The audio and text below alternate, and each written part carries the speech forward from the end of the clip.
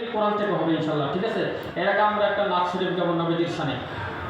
আসসালাতু ওয়াসসালামু আলাইকা ইয়া রাসূলুল্লাহ, আসসালাতু ওয়াসসালামু আলাইকা ইয়া হাবিবাল্লাহ, আসসালাতু ওয়াসসালামু আলাইকা ইয়া রাসূলুল্লাহ, আসসালাতু ওয়াসসালামু আলাইকা ইয়া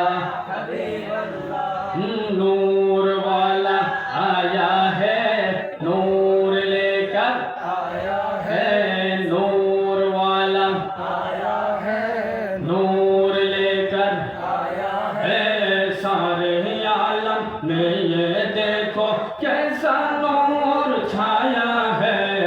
अस्सलातु वस्सलामु अलैका या रसूलल्लाह, अस्सलातु वस्सलामु अलैका या हबीबल्लाह। मैं हूँ सुन्नी हो जमील कादरी, मरने की बात मेरा हलशा भी कहेगा अस्सलातु वस्सलाम।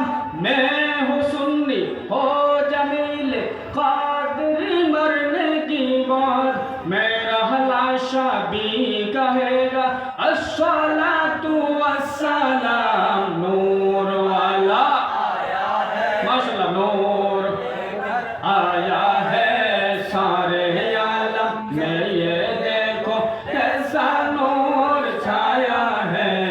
अस्सलातु वस्सलामु अलैका या रसूलल्लाह, अस्सलातु वस्सलामु अलैका या हबीबल्लाह।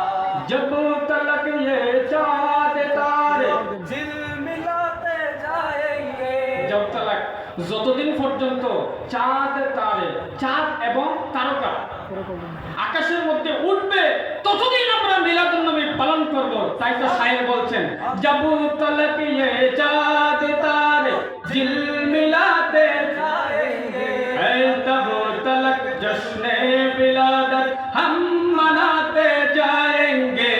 नूर वाला आया है, नूर लेकर आया है, सारे आलम में ये देखो कैसा नूर छाया है।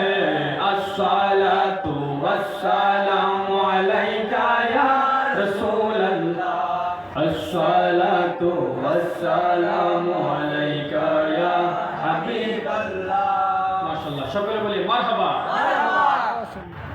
ভালো লাগছে না?